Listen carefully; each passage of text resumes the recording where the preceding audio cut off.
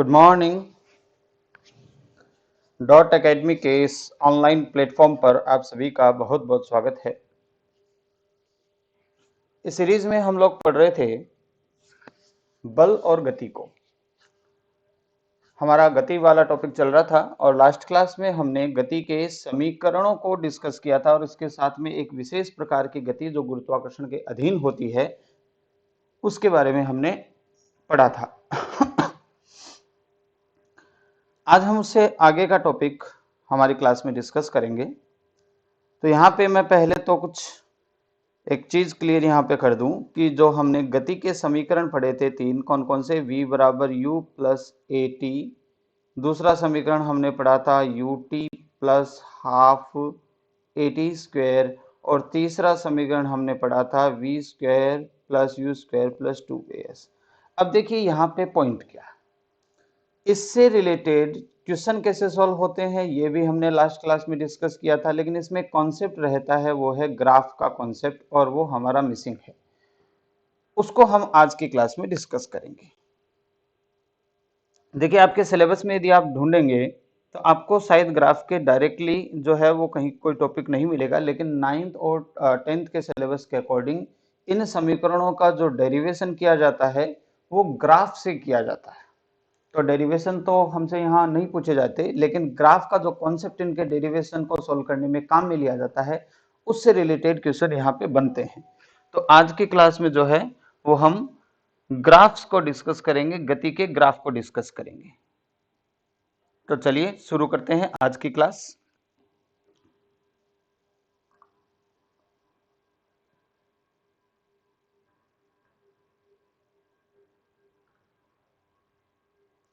Graph, पहले तो ये चीज देखो, आपके पास कितनी कितनी चीजें गति में आपको दी हुई होती हैं। पहला तो आपको दिया हुआ होता है दूरी, जिसको हम ग्राफ में x से लिखेंगे, और हो सकता है कई बार ये विस्थापन के रूप में भी दिया हुआ हो सकता है विस्थापन दिया हुआ हो दूरी की जगह, तो उसको भी हम x से लिखेंगे, ठीक है। इसके अलावा आपको उसका वेग दिया हुआ होता है, समय दिया हुआ होता है, त्वरण दिया हुआ होता है।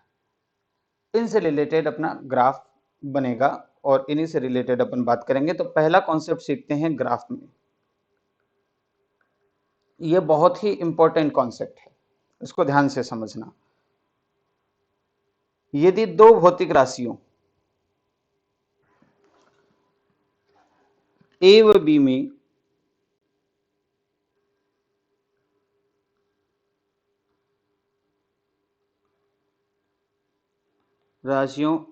बी में ग्राफ खींचा जाता है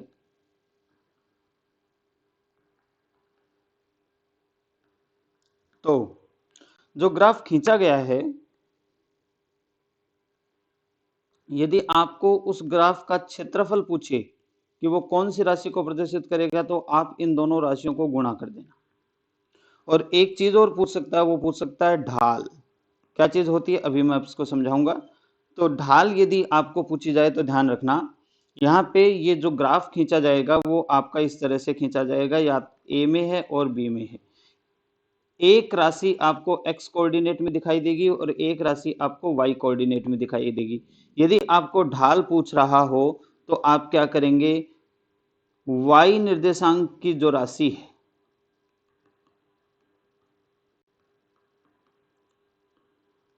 उसमें भाग दे देंगे x निर्देशांक की राशि का, तो आपके पास ढाल आ जाएगी। अब ये ऐसे देखने में आपको समझ में नहीं आएगा, इसका एक एग्जाम्पल लेके हम समझते हैं। फिलहाल आप इतना ही याद रखें कि दो भौतिक राशियों के बीच में यदि कोई ग्राफ खींचा जाता है और आपसे यदि ये पूछा जाता है कि उस ग्राफ का क्षेत्रफल किसको रिप्रेजेंट करेगा, तो आप उन दोनों राशियों को गुणा करके देख लेंगे। और यदि आपसे ये पूछा जाए कि ढाल किस राशि को रिप्रेजेंट करेगा, तो आप a बट्टा बी में भाग दे देंगे, मतलब उस राशि y कोऑर्डिनेट वाली राशि में x कोऑर्डिनेट वाली राशि का आप भाग दे देंगे। अब यहाँ पे देखो कि ये ढाल चीज क्या होती है। मान लीजिए कि ये कोई ग्राफ है, हम इसको समझ लेते हैं a और b में खींचा हुआ और ये ग्राफ ऐसे बन रहा है। तो ये इसका जो ग्राफ का एक्स एक्स के साथ कोण बन रहा है ना, उस कोण की स्पर्श ज्या यानी टेन थीटा को ढाल कहते हैं। ढाल किसको कहते हैं? पहले तो ढाल रिप्रेजेंट किया जाता है एम से। ग्राफ द्वारा एक्स कोऑर्डिनेट के साथ बनाए गए कोण की स्पर्शज्या को, ग्राफ द्वारा एक्स निर्देशांक, एक्स निर्देशांक के साथ बनाए गए कोण की स्पर्शज्या को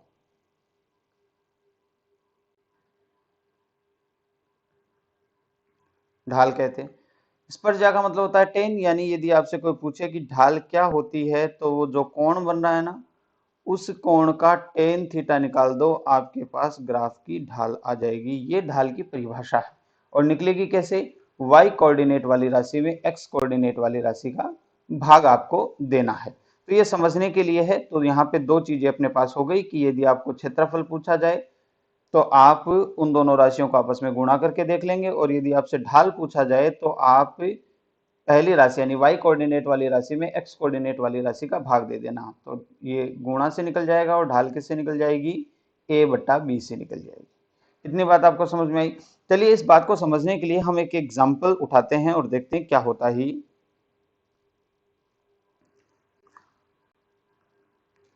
किसी वस्तु के वेग समय खींचे गए ग्राफ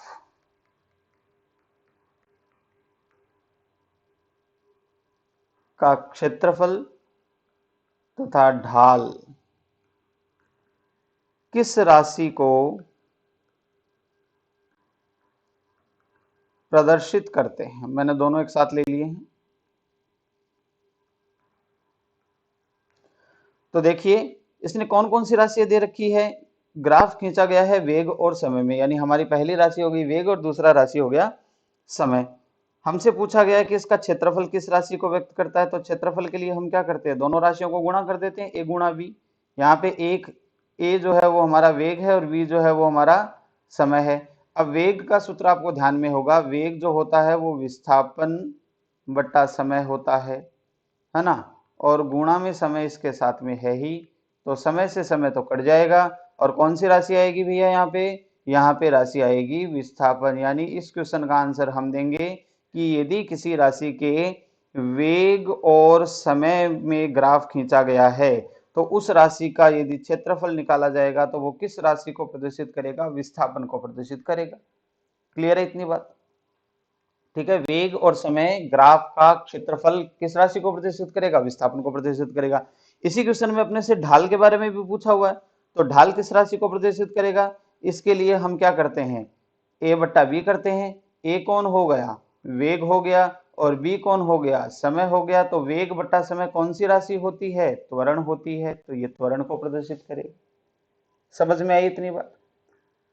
तो ग्राफ से रिलेटेड जो भी क्वेश्चन आपसे बनेगा, जो भी क्वेश्चन 9th और 10th के सिलेबस के अकॉर्डिंग बनता है, उसमें सबसे पहले आपको इस कॉन्सेप्ट की जरूरत पड़ेगी। इस कॉन्सेप्ट के बिना आप कोई भी क्वेश्चन सोल्व नहीं कर पाएंगे। ठीक है, तो यहाँ पे क्या हो गया? क्षेत्रफल यदि आपको निकालना हो तो दोनों राशियों को जिनके बीच में ग्राफ खींचा हुआ गुणा कर दो, और यदि आपसे ढाल पूछी हुई है तो दोनों राशियों जिनमें के बीच में ग्राफ खींचा हुआ है उसमें से y कोऑर्डिनेट पर जो राशि है उसमें x कोऑर्डिनेट वाली राशि का भाग दे दो, यानी a बटा v कर दो। a बटा v करते ही जो राशि आएगी वो उसकी ढाल को प्रदर्शित करेगी। इतनी बात क्लियर है? समझ में आई बात? चलिए देखते हैं इससे रिलेटेड कुछ क्वेश्चन। मतलब मैं आपको ग्राफ समझा रहा हूं, उस ग्राफ से रिलेटेड जो है वो आपका कोई क्वेश्चन डिजाइन होता है। जैसे मान लीजिए कि सबसे पहले मैं आपके किताब से ही, राजस्थान बोर्ड की किताब से ही एक क्वेश्चन उठाता हूं। उसमें एक क्वेश्चन दिया हुआ है, वो क्वेश्चन ये दिया हुआ है कि निम्न में से एक समान वेग से गतिशील वस्तु का आरेख कौन सा है? क्वेश्चन क्या है अपने पास? एक समान वेग से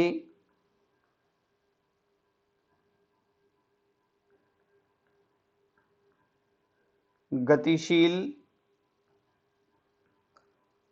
वस्तु का आरेख होगा। आपको 4 ग्राफ दिए हुए हैं। पहला ग्राफ आपको ये दिया हुआ है V और T, और ये ऐसे दिया हुआ है। दूसरा ग्राफ आपको ये दिया हुआ है, ग्राफ V और T में ही खींचा हुआ है। तीसरा ग्राफ आपको ये दिया हुआ है, और चौथा ग्राफ आपको ये दिया हुआ है। हम इन चारों ग्राफ को ही समझेंगे। हमसे पूछा गया कि ऐसा ग्राफ छांटना है जिसका वेग जो है वो एक समान यानी नियत वेग हो। देखो क्वेश्चन में क्या दिया हुआ है, कौन सा ग्राफ छांटना है जिसका वेग एक समान हो यानी नियत वेग हो।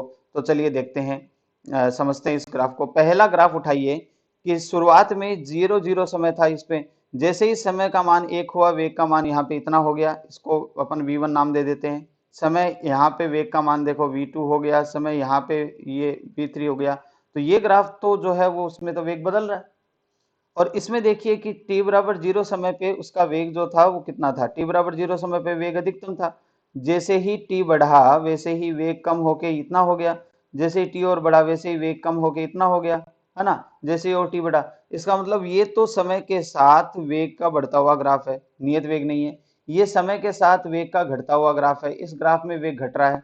इस ग्राफ को देखो, 0 समय पे वेग का मान इतना था, मतलब यहाँ पे t1 समय दे देते, t1 समय पर भी वेग का मान इतना ही है, t2 समय पर भी वेग का मान इतना ही है ना, t3 समय पर भी वेग का मान इतना ही है, t4 समय पर भी वेग का मान इतना ही है। यानी ये ग्राफ जो है वो नियत वेग से गतिशील एक वस्तु का ग्राफ होगा। तो हमारे क्वेश्चन के हिसाब से ऑप्शन सी सही हो जाएगा।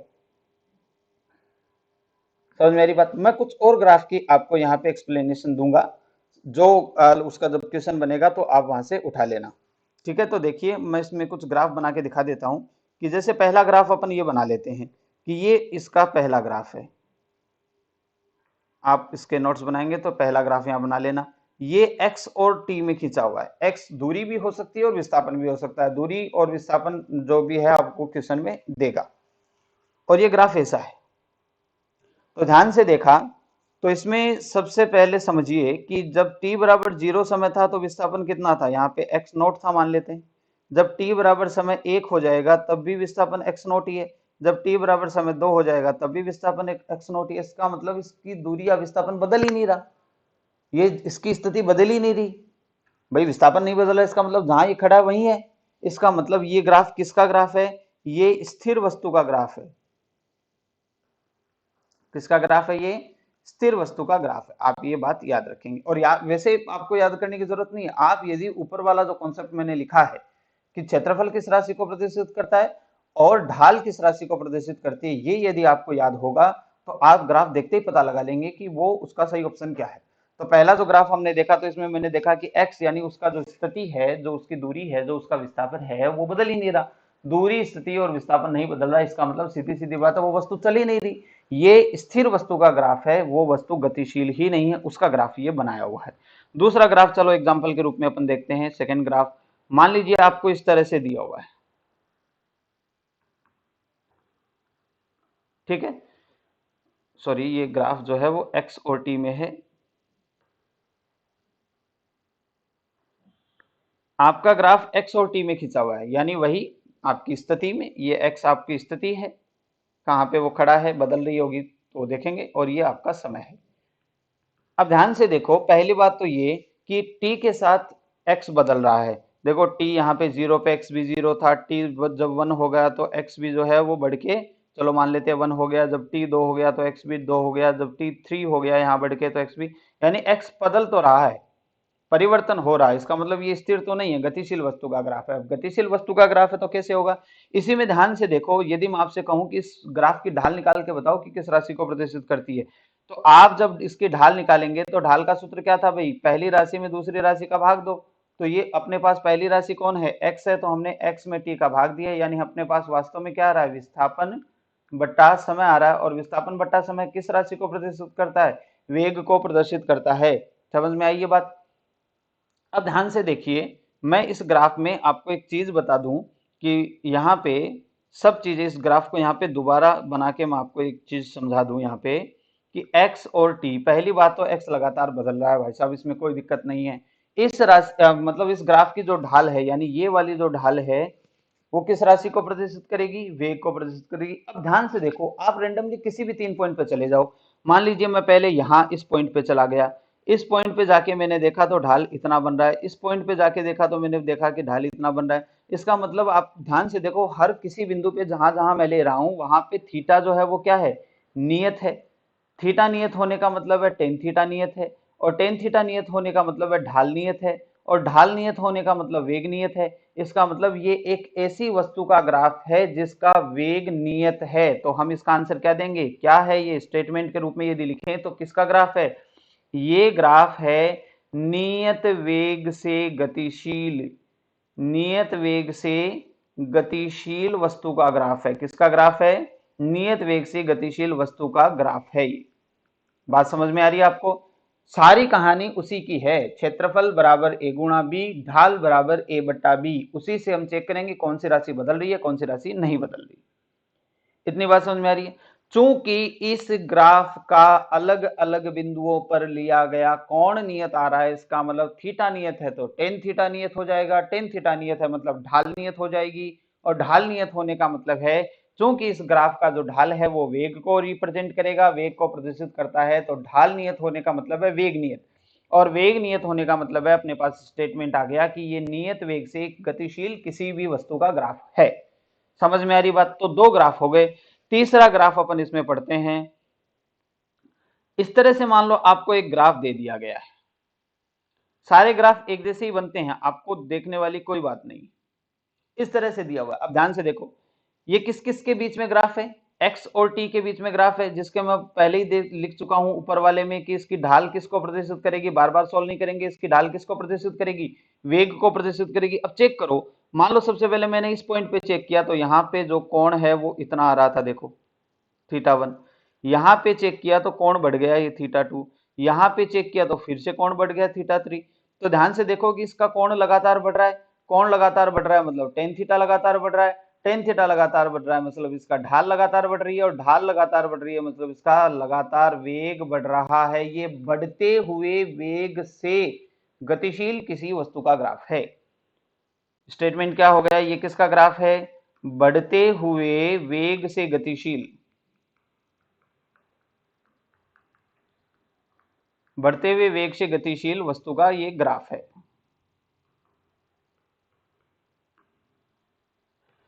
ठीक है भाई? तो इस तरह से जो है वो हमने क्या देखा कि तीन ग्राफ देखे, उसमें एक जगह जो है वो आपका नियत था, और एक जगह जो है वो मतलब स्थिति नियत थी, मतलब वो स्थिर वस्तु थी, दूसरे में वेग नियत था, और तीसरे में वेग बढ़ रहा है। और मान लीजिए मैं इसी में आपको समझाने के लिए चौथा ग्राफ इस तरह से बना दूं कि ये चौथा ग्राफ है, इस तरह से कि इस तरह से ग्राफ बन रहा है कि x और t में आपको ग्राफ दिया हुआ है, और ये ग्राफ ऐसा है। इस ग्राफ को मैंने देखा तो ध्यान से देखो, यहाँ पहला कोण बनाया मैंने थीटा, यहाँ दूसरा कोण बनाया थीटा 2, यहाँ पे तीसरा कोण बनाया थीटा 3। तो देखो यहाँ पे जब मैं एग्जैक्टली इसको ड्रॉ करूंगा तो ये देखो तीसरा वाला थोड़ा सा गलत बन गया, इसको सही बना के देखते हैं। यहाँ पे थीटा 3, तो साफ साफ दिख रहा है कि कोण कम हो रहा है, कोण कम हो रहा है इसका मतलब वेग कम हो रहा है। ये घटते हुए वेग से गतिशील किसी वस्तु का ग्राफ है। बहुत आसान सा है, जो मेन कॉन्सेप्ट था यदि वो समझ में आया तो सारे ग्राफ समझ में आ जाएंगे। ये किसका ग्राफ है? घटते हुए वेग से गतिशील,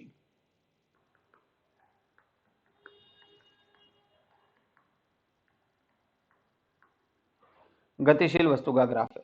चलिए इसमें हम एक चीज और पढ़ लेते हैं, एक ग्राफ और बना लेते हैं।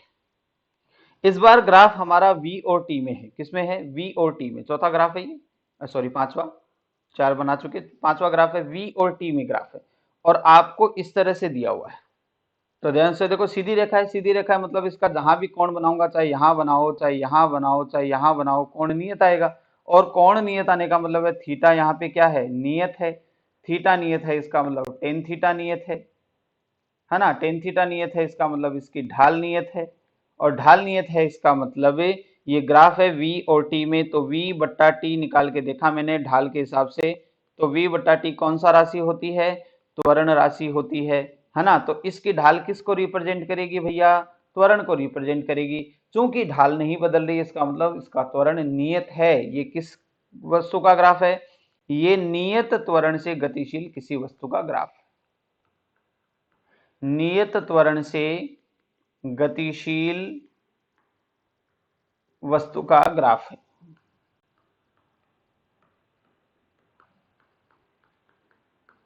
ग्राफ बहुत आसान कॉन्सेप्ट होता है, टिपिकल कॉन्सेप्ट नहीं है, लेकिन मेन कॉन्सेप्ट आप a गुणा बी और a बटा बी वाला याद रखेंगे तो आप किसी भी ग्राफ को पहचान सकते हैं, है ना। अब ध्यान से बेसिकली अब इन चारों बातों को एक साथ लिखें। तो यदि कोई चीज कांस्टेंट होती है तो उसका ग्राफ ऐसे बनता है। यदि वो नियत वेग से बढ़ती है, नियत रेट से बढ़ती है तो उसका ग्राफ ऐसे होता है। बढ़ती है लगातार तो उसका ग्राफ ऐसे होता है। लगातार घटती है तो उसका ग्राफ ऐसे होता है। तो आप देखते ही पहचान जाएंगे कि ये, अब वो चाहे एक्सटी में ग्राफ खींचे, चाहे वीटी में खींचे, चाहे एटी में खींचे, किसी में भी ग्राफ खींचे। हालांकि एटी के ग्राफ आपसे यहाँ नहीं पूछे जाते, लेकिन फिर भी एक्सटी और वीटी के ग्राफ जनरल साइंस में पूछे जाते हैं। तो आप ये ध्यान रखना कि ग्राफ को किस तरह से पढ़ा जाता है। आप ग्राफ बनाएंगे, उसका कोण देखेंगे बदल रहा है कि नहीं बदल रहा, साथ में ये देखेंगे कि उसका जो कोण से ढाल निकलती है वो कौन सी राशि को प्रदर्शित करती है। ढाल बदल रही होगी तो वो राशि भी बदल रही होगी। नियत है तो नियत लिख देंगे, बदल रही है तो बदल रही हुई लिख देंगे। समझ में इतनी बात। तो ये ग्राफ से रिलेटेड कुछ कॉन्सेप्ट हो गए। अब एक टाइप का क्वेश्चन ग्राफ में और बनता है, उसका मैं क्वेश्चन के रूप में ही आपको समझा देता हूं। आपसे एक ग्राफ बनाया हुआ है, एक ग्राफ आपको दिया हुआ है और ये ग्राफ आपको वीटी में दिया हुआ है। यहाँ पे 0 0 है, मतलब समय भी 0 है, वेग भी 0 है। ये वाला जो पॉइंट है, ये वाला जो पॉइंट है, उस समय समय का मान है 5 सेकेंड। समय सेकेंड में लिया हुआ है और वेग जो है वो मीटर प्रति सेकेंड में लिया हुआ है। और यहाँ जो वेग का मान है वो है 5 मीटर प्रति सेकेंड। और यहाँ पर वेग का मान तो उतना ही है, लेकिन समय का मान बढ़ के जो है वो 15 हो गया, मान लीजिए। अब ध्यान से देखो, हमसे क्वेश्चन में ये पूछा हुआ है, क्वेश्चन इसका ये है कि वस्तु द्वारा तय की गई दूरी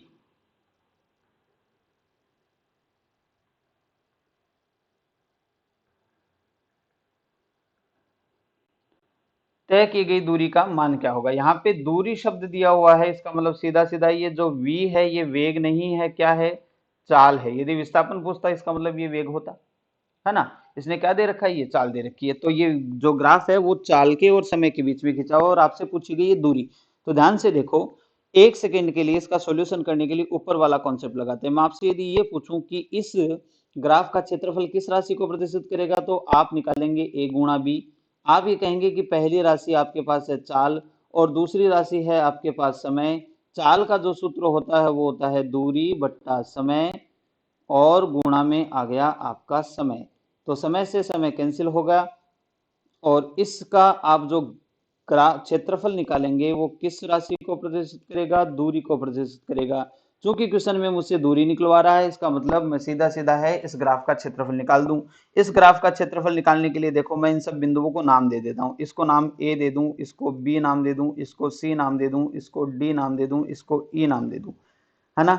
मुझे क्या निकालना है, मुझे क्षेत्रफल निकालना है। किसका निकालना है, पूरी का, A B C D E ए, ये जो पूरा बन रहा है इसका क्षेत्रफल निकालना है।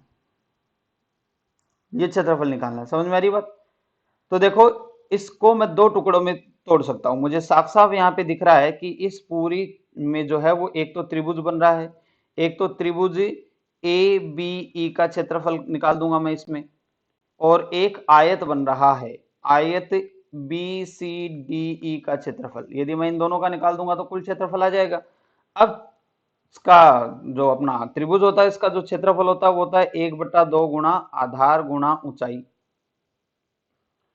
और जो आयत का क्षेत्रफल होता है लंबाई गुणा चौड़ाई। अब देखिए, 1/2 गुणा आधार, आधार ये रहा, कितनी है इसकी वैल्यू 5, गुणा ऊंचाई, ऊंचाई ये रही, इसकी वैल्यू कितनी है, इसकी वैल्यू भी 5 है। कितनी इसकी वैल्यू 5।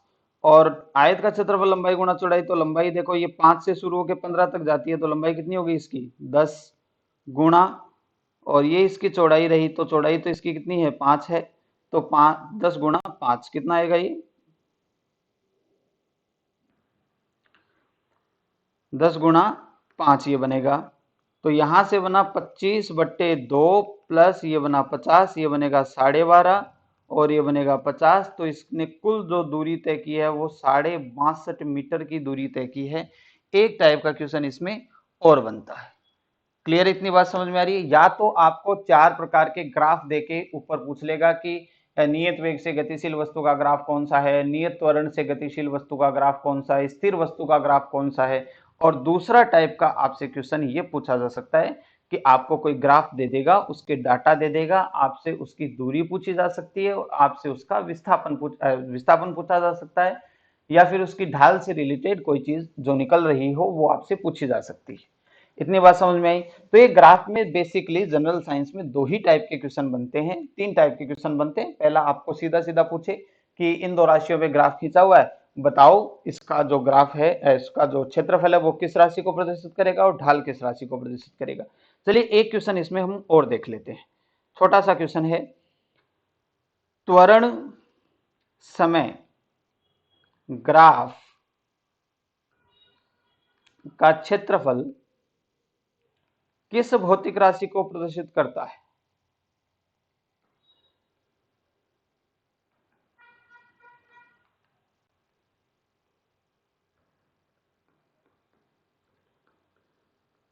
तो क्षेत्रफल पूछा है तो क्षेत्रफल के लिए क्या निकालेंगे, दोनों राशियों को गुणा करेंगे। सूत्र क्या है, a गुणा बी। कौन सी राशि है, त्वरण गुणा समय, ये दोनों राशियां हैं।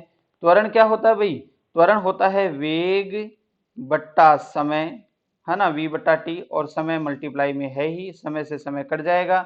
और इस ग्राफ का क्षेत्रफल किस राशि को प्रदर्शित करेगा, वेग को प्रदर्शित करेगा, या आपको कई बार ऑप्शन में वेग में परिवर्तन लिखा हो सकता है, जो कि परिभाषा में शामिल है। इसको हम पहले की क्लास में डिस्कस कर चुके हैं।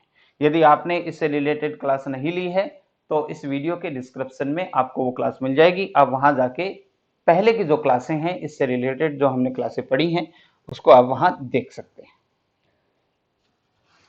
त्वरण समय ग्राफ का क्षेत्रफल या फिर कोई भी दो राशियां देके आपसे उसका क्षेत्रफल से संबंधित बात पूछ सकता है, ढाल से संबंधित बात पूछ सकता है। तो ये ग्राफ से रिलेटेड इतने प्रकार के कॉन्सेप्ट इसमें बनते हैं। क्लियर है इतनी बात? चलिए अब हम आगे बढ़ते हैं और नेक्स्ट चीज को हम पढ़ते हैं। और अब हम एक नई क्लास शुरू करते हैं, नया टॉपिक शुरू करते हैं, वो है वृत्ताकार गति, सर्कुलर मोशन। इससे रिलेटेड कुछ कॉन्सेप्ट आपको ध्यान में रखने हैं। तो चलिए आज की क्लास में हम शुरू करते हैं सर्कुलर मोशन, वृत्ताकार गति।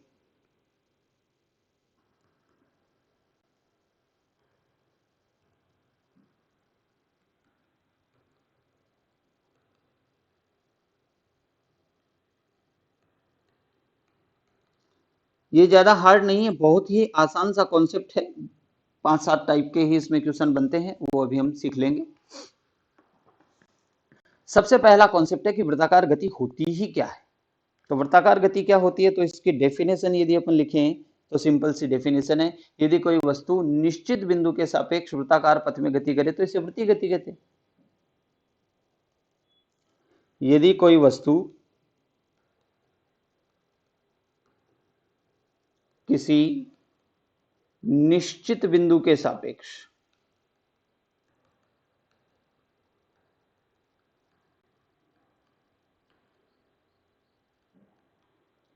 वृत्ताकार पथ में गति करे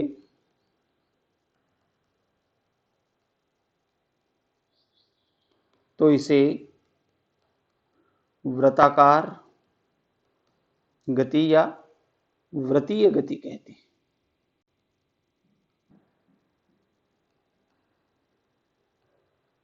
चलिए देखिए, मान लीजिए ये कोई निश्चित बिंदु है और ये कोई वस्तु है, ये अपना ऑब्जेक्ट है, और ये इसके सापेक्ष वृत्ताकार पथ में इस तरह से गति करे तो ये वृत्ताकार गति या वृत्तीय गति कहलाती है। बहुत सिंपल सा कॉन्सेप्ट है, इसमें कोई ज्यादा चीज नहीं।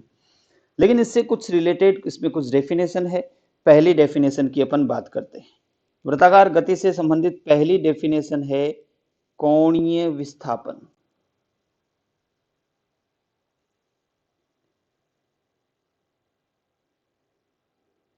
Angular displacement.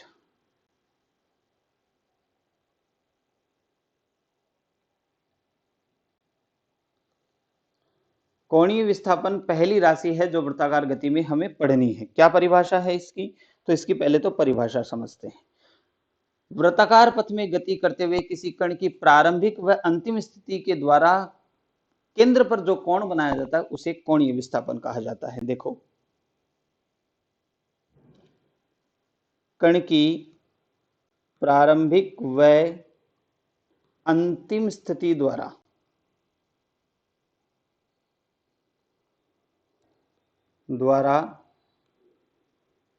केंद्र पर बनाया गया कोण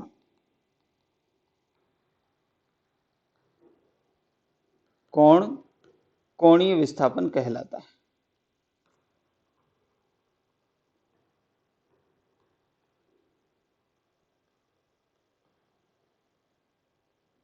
देखिए क्या है ये चीज, डायग्राम बना के इसका सूत्र लिखते हैं कि ये कोई एक अपने पास वृत्ताकार गति है, ये इसका सेंटर है और ये आपकी वस्तु है।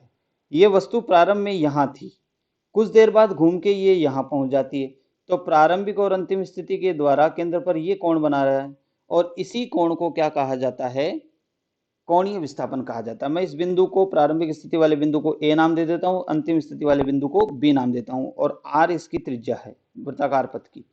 तो ये कोणीय विस्थापन हो गया। और कोणीय विस्थापन का सूत्र क्या बनता है? कोणीय विस्थापन जो थीटा आ रहा है उसका सूत्र होता है चाप बट्टा त्रिज्या। क्या सूत्र होता है? चाप बट्टा त्रिज्या। यानी चाप कौन सा? ए बी, और त्रिज्या कितनी? आर। ये इसका सूत्र हो गया। साथ में आपको ये याद रखना है कि इसका मात्रक क्या होता है? इसका मात्रक होता है रेडियन। क्या मात्रक होता है इसका? रेडियन, पाई वाली वैल्यू, है ना। और पूरे चक्र में, पूर्ण चक्र में कितना कोणीय विस्थापन होता है? 360 डिग्री या 2 पाई का। ये बात भी आप यहां याद रखेंगे।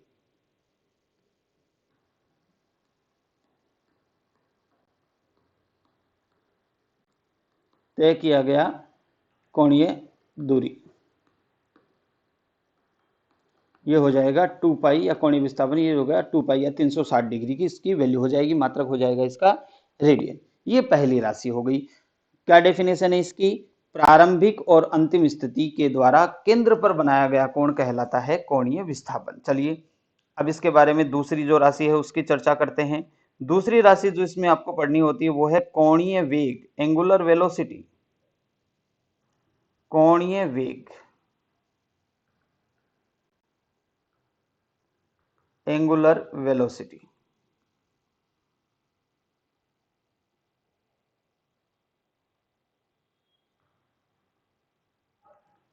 इसकी क्या परिभाषा है? जो वेग की परिभाषा थी वही कोणीय वेग की परिभाषा है। वेग की परिभाषा थी विस्थापन में परिवर्तन की दर, तो कोणीय इसकी जो वेग की परिभाषा हो जाएगी वो हो जाएगी कोणीय विस्थापन में परिवर्तन की दर। कोणीय विस्थापन में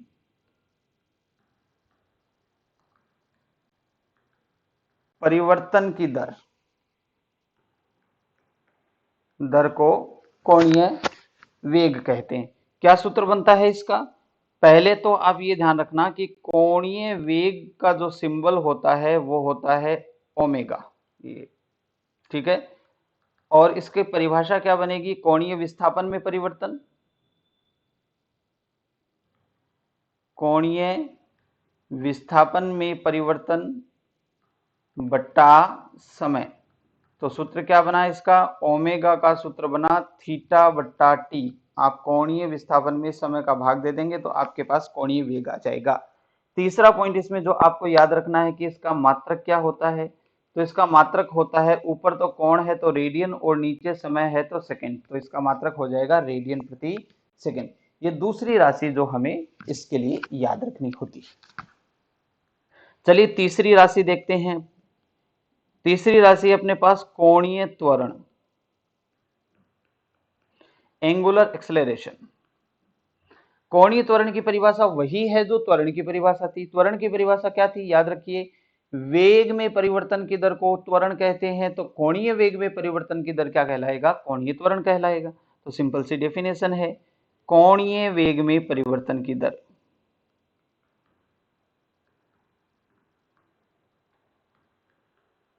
परिवर्तन की दर, ठीक है भाई। तो कोणीय वेग में परिवर्तन की दर को क्या कहते हैं? कोणीय त्वरण कहते हैं। क्या सूत्र बनेगा? पहले तो ये देखो कि इसका जो सिंबल होता है वो अल्फा होता है। सूत्र के हिसाब, परिभाषा के हिसाब से ऊपर तो आपको क्या चाहिए? कोणीय वेग में परिवर्तन चाहिए, कोणीय वेग में परिवर्तन। और नीचे क्या हो जाएगा? नीचे हो जाएगा समय। तो ये हो जाएगा अल्फा बराबर ओमेगा बट्टा टी। और इसका मात्रक यदि अपने से कोई पूछे तो मात्रक निकाल लेते हैं। ऊपर तो ओमेगा है, तो ओमेगा का मात्रक होता है रेडियन प्रति सेकेंड, और समय का मात्रक फिर से सेकेंड। तो कोणीय त्वरण का जो मात्रक बनेगा वो बनेगा रेडियन प्रति सेकेंड स्क्वायर। क्लियर है इतनी बात? चलिए, तो ये तीन डाटा हमें इसमें समझने के लिए काम में लिए जाते हैं।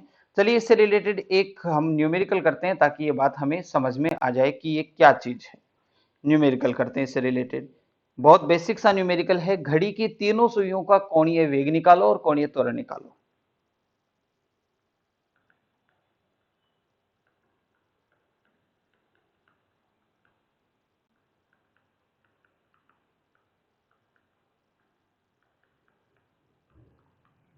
कोणीय वेग एवं कोणीय त्वरण ज्ञात करो।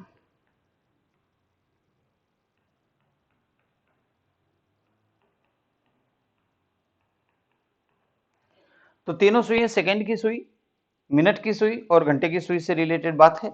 तो तीनों का हम अलग अलग निकाल लेते हैं। चलो, पहले अपन सेकंड की सुई की बात करते हैं। कोणीय वेग निकालना है। तो कोणीय वेग का सूत्र क्या हो गया? ओमेगा बराबर थीटा बट्टा टी। एक पूरे चक्र में घड़ी की जो सेकेंड की सुई है वो कितने डिग्री का कोण तय करती है? 2 पाई। और कितना समय लेती है? 60 सेकेंड। तो ये इसका ओमेगा सेकेंड की सुई का ओमेगा कितना आएगा? पाई बट्टा 30 रेडियन प्रति सेकेंड। ये घड़ी की सेकेंड की सुई का कोणीय वेग हो गया। क्लियर है इतनी बात? भाई फॉर्मूला लगाए थीटा बट्टा टी। एक पूरे चक्कर में कितने डिग्री का कोण तय करती है? 2 पाई का। ये बात हम ऊपर लिख चुके हैं। समय कितना लगाती है वो? 60 सेकेंड। तो 60 का भाग दे दिया, तो पाई बट्टा 30। फिर आते हैं मिनट की वाली का। मिनट वाली सुई का निकालने के लिए भी अपने को फॉर्मूला तो वही काम में लेना, थीटा बट्टा टी। मिनट की सुई एक पूरे चक्कर में कितने डिग्री का कोण तय करती है? 2 पाई का। और कितना समय लेती है? 60 मिनट का समय लेती है। तो 60 मिनट का समय लेती है। उसको हमने सेकंड में चेंज कर दिया। क्यों कर दिया सेकंड में चेंज? क्योंकि इसका मात्रक तो रेडियन प्रति सेकंड ही है ना, हमें तो रेडियन प्रति सेकंड में निकालना है। तो यहां से ये मिनट की सुई का कितना आएगा? ये आएगा पाई बट्टा 1800 रेडियन प्रति सेकंड। ये घड़ी की मिनट की सुई का कोणीय वेग है। और तीसरा घंटे की सुई का अपन निकालते हैं तो डब्ल्यू ओमेगा एच निकालते हैं। तो फॉर्मूला अभी भी यहाँ पे थीटा बट्टा टी है।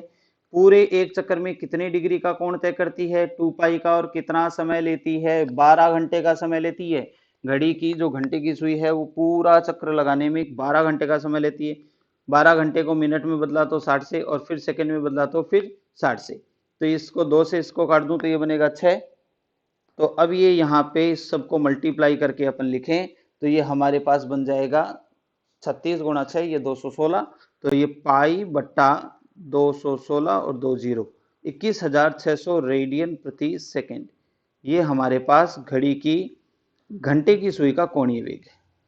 अब रही बात कोणीय त्वरण की। तो कोणीय त्वरण तीनों में एक ही जैसा होगा। क्या होगा? कैसे होगा? अभी बताता हूं।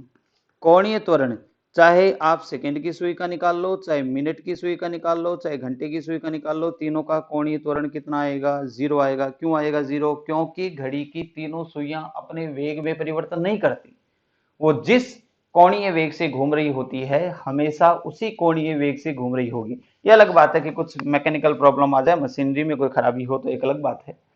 लेकिन इन जनरल फिजिक्स के कॉन्सेप्ट के हिसाब से वो अपने वेग में परिवर्तन नहीं करती। और जब वेग में ही परिवर्तन, कोणीय वेग में परिवर्तन नहीं करती, तो कोणीय त्वरण की परिभाषा साफ साफ कहती है कोणीय वेग में परिवर्तन की दर को कोणीय त्वरण कहते हैं। यदि कोणीय वेग में कोई परिवर्तन नहीं है तो कोणीय त्वरण भी नहीं होगा। तो तीनों सुइयों का हमने कोणीय वेग निकाला है और कोणीय त्वरण निकाला। ये डायरेक्ट आपसे पूछा जाता है कि इस सुई का कोणीय वेग कितना होता है, इस सुई का कोणीय वेग कितना होता है, इस सुई का कोणीय वेग कितना होता है। ठीक है, तो ये हमने वृत्ताकार गति से संबंधित 3 कॉन्सेप्ट पढ़े और तीनों कॉन्सेप्ट से रिलेटेड हमने एक यहाँ पे क्वेश्चन सॉल्व किया है समझने के लिए।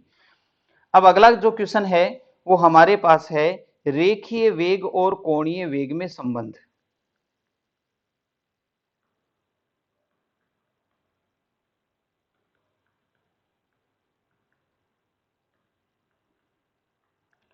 कोणीय वेग में संबंध। अब ये रेखीय वेग क्या है?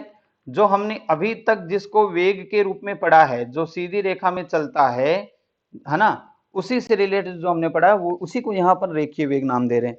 अब क्या चीज है ये? मान लीजिए कि ये हमारा कोई वृत्ताकार पथ है, ये इस पथ का सेंटर है और अपनी वस्तु प्रारंभ में यहाँ है। थोड़ी देर बाद ये वो यहाँ पहुंचती है, कुछ देर बाद वो यहाँ पहुंचती है, तो देखो कोण भी तय कर रही है।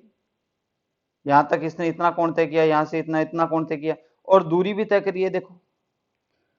तो कोण तय करी इसका मतलब उस पर कोणीय वेग है, चूंकि दूरी तय करी इसका मतलब उसके पास वेग भी है ना, या चाल लिख दो, एक ही बात। तो यहाँ पे दोनों ही चीजें हैं। वृत्ताकार पथ में घूमती हुई किसी वस्तु के पास रेखीय वेग भी होता है और कोणीय वेग भी होता है। तो इस चीज को निकालने के लिए हम क्या करते हैं?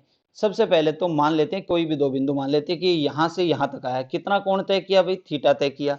यदि मैं आपसे पूछूं कि इसका कोणीय वेग कितना होगा, तो आप जवाब देंगे थीटा बट्टा टी होगा। यदि मैं आपसे पूछूं कि इसका रेखीय वेग कितना होगा, तो रेखीय वेग या रेखीय चाल के लिए आपके पास क्या सूत्र है? दूरी बटा समय सूत्र है। दूरी कितनी तय की है इसने?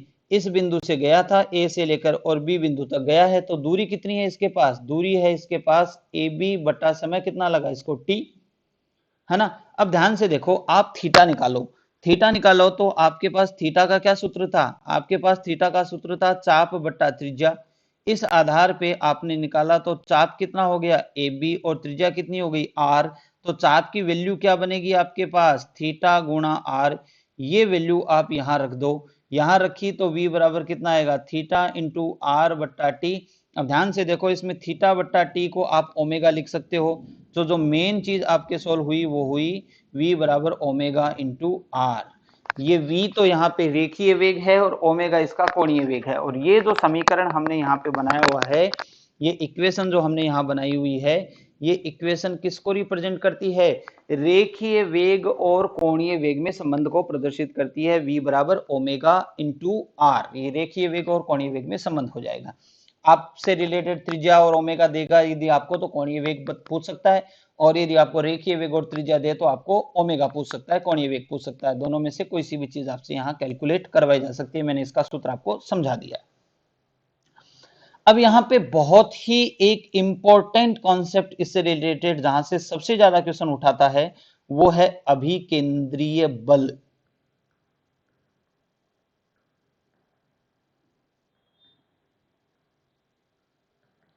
सेंट्रीपिटल फोर्स कहते हैं इसको, अभिकेंद्रीय बल। ये वृत्ताकार गति में एक इंपॉर्टेंट कॉन्सेप्ट है। क्या परिभाषा है इसकी? इसकी सिंपल सी परिभाषा है। इसकी परिभाषा ये कहती है कि वृत्ताकार पथ में गति हेतु आवश्यक बल को अभिकेंद्रीय बल कहते हैं। वृत्ताकार पथ में गति हेतु आवश्यक बल को अभिकेंद्रीय बल कहते हैं। मतलब क्या हुआ? मतलब ये हुआ कि यदि आपको वृत्ताकार पथ में गति किसी वस्तु को करवानी है, तो उसको अभिकेंद्रीय बल देना पड़ेगा। समझ में आ रही बात? और अभिकेंद्रीय बल जब तक नहीं मिलेगा तब तक वृत्ताकार पथ में गति नहीं होगी। वृत्ताकार पथ में गति के लिए आवश्यक बल है। अगला पॉइंट है कि इसका सूत्र क्या होता है भाई? तो अभिकेंद्रीय बल का सूत्र होता है एफ सी। आप याद रखेंगे, इसका सूत्र होता है m v square upon r. कितना सूत्र होता है? M v square upon r, जहां पे एम उस गतिशील वस्तु का द्रव्यमान है, वी उसका रेखीय वेग है जो हमने ऊपर पढ़ा है, आर उस वृत्ताकार पथ की त्रिज्या है। ये इसका सूत्र हो गया। अब ध्यान से इसमें एक बात समझना, इसकी दिशा क्या होती है? नाम से ही पता लग रहा है कि ये अभिकेंद्रीय है। इसका मतलब इस बल की दिशा सदैव केंद्र की ओर होती है ना। अभिकेंद्रीय बल की दिशा सदैव वृत्ताकार पथ के केंद्र की ओर होती है। वृत्ताकार पथ के केंद्र की ओर होती है हमेशा। एग्जाम्पल के तौर पे इसका डायग्राम बना के मैं आपको समझाता हूं।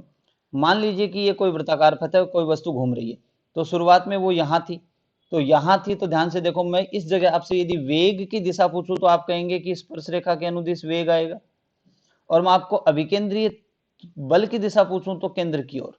यदि वो यहां पहुंच जाता है तो वेग की दिशा इधर हो जाएगी, और अभिकेंद्रीय बल तो हमेशा केंद्र की ओर होता है, वो इधर हो जाएगा। यदि वो पहुंच के यहां पहुंच जाता है तो ये इसका वेग की दिशा हो जाएगी, और अभिकेंद्रीय बल की दिशा क्या हो जाएगी, केंद्र की ओर हो जाएगी। यदि वो यहाँ पे पूछे तो वेग की दिशा ये हो जाएगी, और अभिकेंद्रीय बल की दिशा हमेशा क्या हो जाएगी, केंद्र की ओर हो जाएगी। तो अभिकेंद्रीय बल की दिशा हमेशा किधर होती है, वृत्ताकार पथ के केंद्र की ओर ही होती है। तो ये इंपॉर्टेंट कॉन्सेप्ट है। यदि अभिकेंद्रीय बल किसी के पास नहीं है तो वो वृत्ताकार पथ में गति नहीं कर सकती, चाहे कोई भी दे, कहीं से भी आए, अभिकेंद्रीय बल पक्का आएगा। अभिकेंद्रीय बल जब तक नहीं है तब तक वृत्ताकार पथ में गति नहीं हो सकती, और इसका मान क्या है, mv²/r। अब यहाँ पे एक चीज और मैं आपसे डिस्कस करता हूं यहां से रिलेटेड। आगे हम पढ़ेंगे न्यूटन के गति के नियमों में, वो ये कहता है कि कोई भी हो चाहे बल, वो हमेशा ma के फॉर्मेट में ही होगा।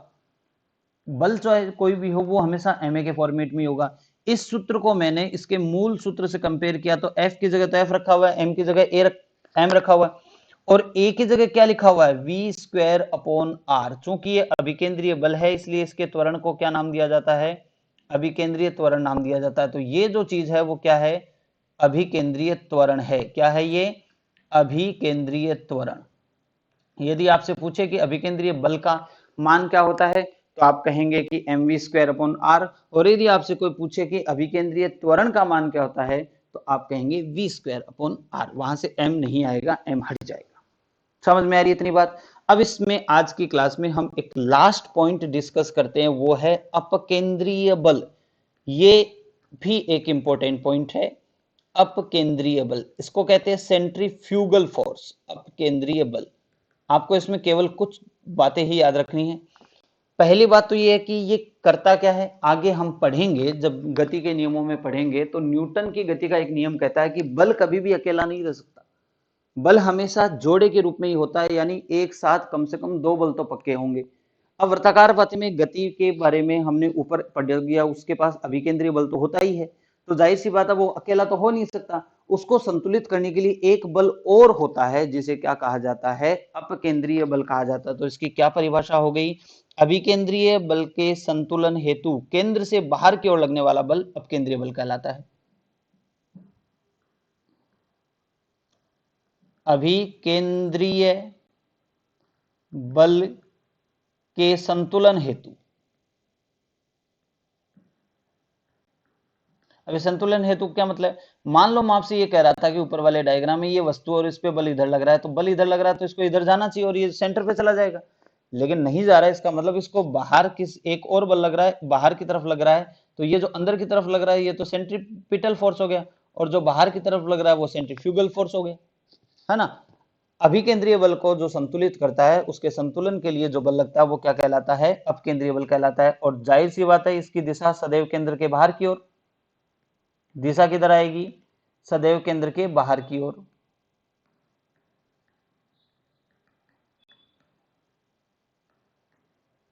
मान भी उसका उतना ही होता है जितना उसका होता है, उसके संतुलन के लिए लगा है तो जाहिर सी बात है उतना ही मान होता है। कितना होता है, mv²/r, तभी तो संतुलित कर सकता है। यदि छोटा या बड़ा होगा तो संतुलित नहीं कर सकता।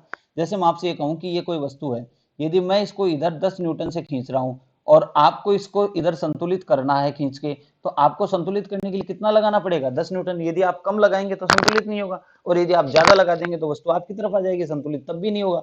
संतुलन का सीधा सीधा मतलब है बराबर बराबर मात्रा का बल लगना चाहिए। और इसके साथ एक पॉइंट और है कि ये एक छद्म बल है, स्यूडो फोर्स है।